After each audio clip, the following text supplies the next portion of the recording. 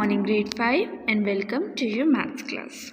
First of all, an important thing for you, that is the explanation or the definition which you have received in yesterday's mail.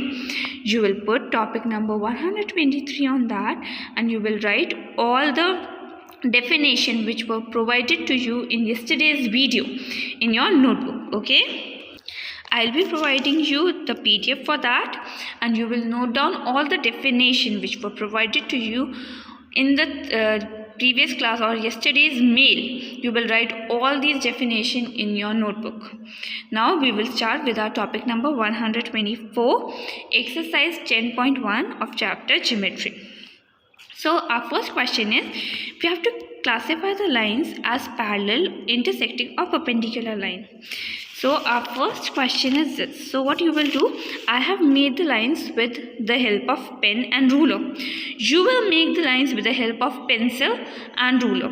If I would have made it with the pencil, it was not visible.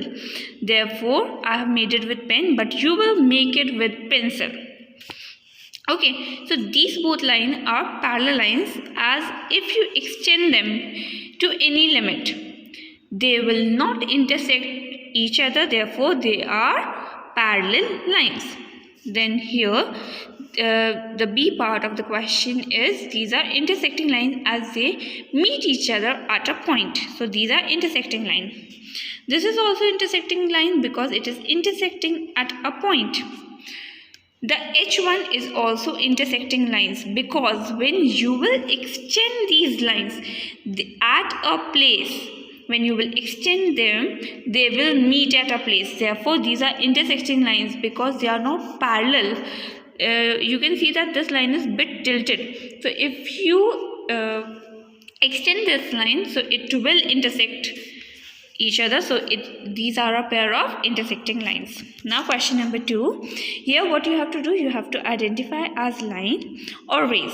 So this is a line as it is having arrow on both the sides, and A and B are just a point on that line.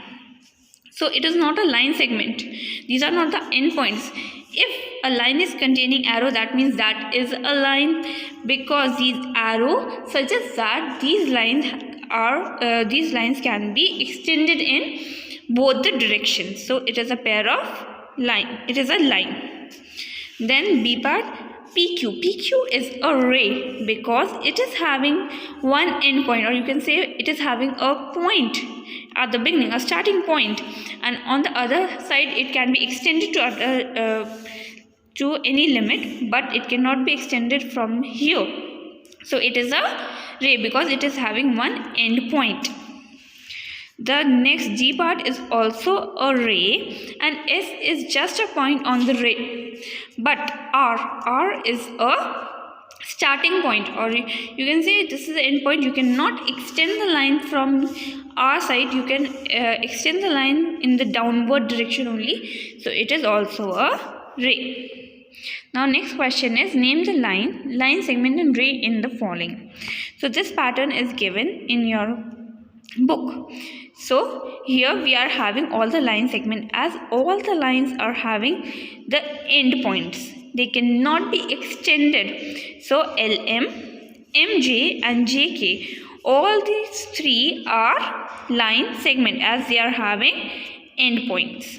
Okay, so how do you represent line segment? You represent it like this. Both is having all the three lines are having end point and starting point, right? Now look to this figure. Here we are having two line segment, that is OQ and OR. Both are these line segment as they are having end point. They cannot be extended in this direction. But yes, these are QP and RS, both are rays because they can be extended in the downward direction.